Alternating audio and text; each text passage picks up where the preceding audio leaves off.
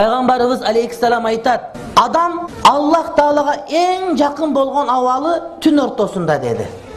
Адамдардын баары уктап атканда туруп тахажжуд намаз окусаң, уктап турдуң, жылуу төшөгүңдө, түшүңдү буздуң, туруп даарат алдың.